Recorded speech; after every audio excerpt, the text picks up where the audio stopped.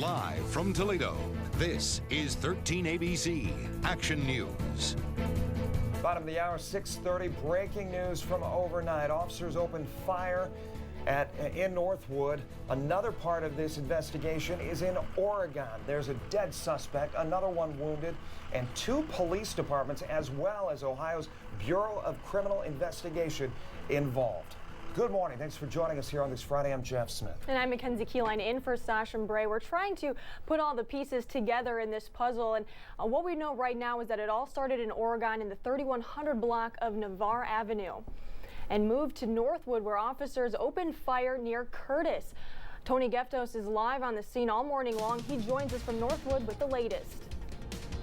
Mackenzie and Jeff, we are here in a neighborhood called the Aztec subdivision. It is essentially off of Coy and Curtis, and that's where this ended this morning, with an officer involved shooting, one person dead, another in the hospital, and a third in custody. And you can see behind us that the State Bureau of Criminal Investigations has set up an inflatable beacon to light up this neighborhood as they continue to process the scene. And if we zoom in closer to that SUV, that is a police cruiser, you can see on the passenger side window, it is shattered, and on the ground are markings for evidence, and that's how they number typically shell casings. In fact, that's what we hear from people in this neighborhood. It's what we are left with are witness accounts of what may or may not have happened, because police at this point are being very tight-lipped. We can take you back to about 1:30 this morning. That was in the other city, Oregon, just across the way, and it was in a parking lot in front of the Holiday Inn Express.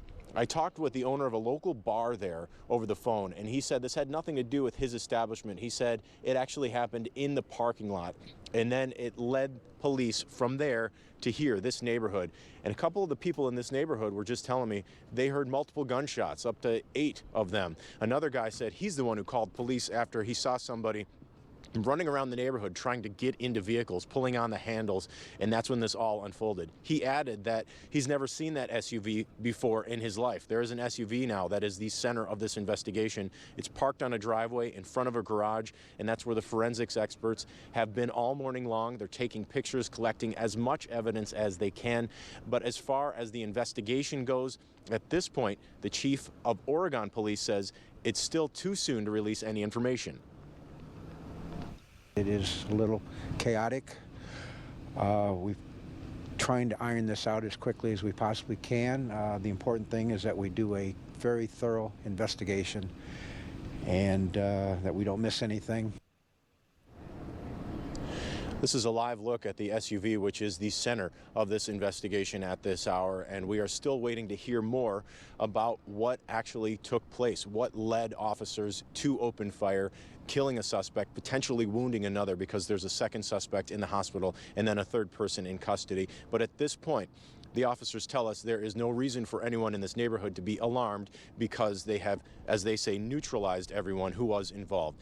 Jeff and Mackenzie?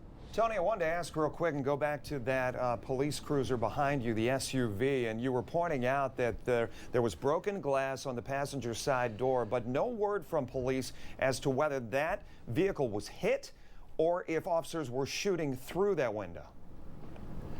Yeah, it's really too soon to tell, but when we talk about those markers that were on the ground, it looks as though they have recently just been removed, but they may be concealed in the darkness here. When we talk about those shell casings, it's typically where a firearm was discharged. That's where you see the shell casings. So it could have been in very close proximity to that window, whether it was somebody shooting out of the window or into the window. But just based on what we know, seeing those markings right there next to the side of this vehicle, this was very close range fire, which may have shattered that window, Jeff. And we also have, as we mentioned, police tape throughout this neighborhood, because this investigation is going to continue throughout the morning. And at 10 o'clock, we are expecting to hear more during a joint news conference between both Northwood, Oregon Police, and the Wood County Prosecutor's Office. Now, Tony, you just mentioned that officers are going to be meeting at 10 o'clock for that press conference. Have they given a time limit as to how long they'll be in that neighborhood yet? Not exactly, because the Bureau of Criminal Investigations is here. So when the state gets involved, you know it's going to be a very lengthy procedure. In fact, this could last well beyond what they told us for the news conference, which is going to happen at 10 o'clock this morning. But they have a lot of high-tech tools that they are using out here, and what exactly they are looking for We're not sure, but we can tell you that they are being as thorough as possible. And as we've seen them through the darkness here and then light it up, they've been conducting very thorough sweeps, talking with people in this neighborhood, taking pictures, writing down notes, and essentially gathering as much as they can before they clear this area and the coroner can then remove the body. Tony Geftis reporting live out in Northwood this morning. But first, we continue to follow breaking news we've been on since early this morning. We just learned the name of the woman who was killed in a shootout with Oregon police. Welcome into Action News at 5. I'm Lee Conklin. And I'm Diane Larson. Police say Erica Michelle Loro died in the shootout. Authorities tell us she was 22 years old from Pensacola, Florida. Now, we searched the Florida Department of Law Enforcement website, which shows this woman who has the same name, same date of birth listed. She's a sexual offender, her victim a child under 12. Now, Florida law officials tell 13 ABC just yesterday this woman was listed as absconded. That means according to the terms of her probation for a sex crime, she was supposed to register her whereabouts. Florida law officials tell us that they are in the process of confirming that if this is indeed the same woman who died in today's shootout in Northwood. It all began with a disturbance call in the 3100 block of Navarre Avenue. Police responded and got into a chase that ended up in a subdivision near Lear and Curtis in Northwood. 13 ABC's Tony Geftis has the latest. Shell casings and bullet fragments are scattered across this Northwood neighborhood. That's after a shootout involving police and a group of 3 people from out of town, including a 22-year-old woman from Florida who had a semi-automatic weapon and was shot and killed by police. It's unfortunate that a young lady was killed, but clearly these officers were defending themselves. It started with an argument between 2 women inside Icon's Bar off Navarre in Oregon. The argument spilled into the parking lot where a man from out of town pulled out a gun and pistol whipped someone. And he took that same gun and fired it into the air. When police arrived, the group drove off in an SUV, only to pull into a driveway in the Aztec subdivision off Coy and Curtis in Northwood. Police say a resident heard arguing and called 911. When officers pulled up, one of the men pulled out a gun. Officer Stecker is extremely lucky.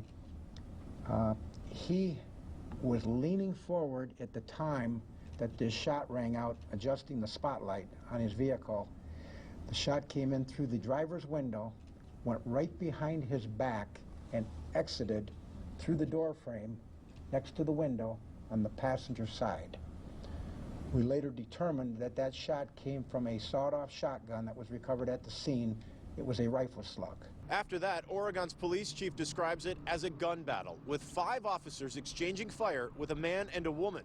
The woman was shot and killed. The man was shot in the leg. Police arrested Jack Walensky, who's 30 and from the Chicago area. He faces 2 counts of attempted aggravated murder on law enforcement officers. They also arrested Kenneth Maldonado, who's 26 and from Florida. He's charged with having weapons under disability, obstruction of official business, and attempted theft. Investigators say he was looking at stealing a license plate off another vehicle. They also say no one else was hurt. The officers did their jobs last night protecting and serving our residents. These are some bad folks. And the 5 officers who got into a gun battle with them are now on administrative leave. In Northwood, Tony Geftis, 13 ABC, Action News. And Oregon Police Chief Mike Navarre releasing a statement on the department's Facebook page. He says, in part, we are all extremely grateful that no police officers were hurt during the exchange of gunfire. All 3 suspects were armed, and it is believed that at least 2 of the 3 fired at the officers. And he goes on to say a police officer's job is not an easy one when they leave home and their families at the beginning of each shift.